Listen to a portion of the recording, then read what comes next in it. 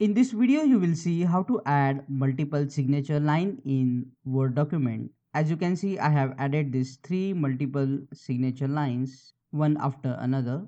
It's very easy. Let's get started. To add multiple signature lines, click on the Insert tab. At the right hand side, you will see here the option Text Box.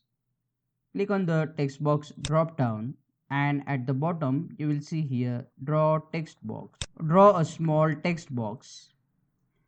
Now type what you want your information, and after typing the information you can format the information. For example, I will make it bold, increase the font size to 12, and then resize the box. Now before the first letter, type shift underscore 3 times and press enter. If you see that your information is missing, you can just increase the size of the text box. But now we have this outer border. To remove this outer border, click on the border, go to format shapes and select no line.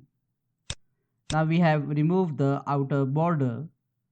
Now to add another signature lines side by side, just copy the box, paste it, and you can just place the signature box side by side like this in Word document. Click on that like button to tell YouTube this video is useful.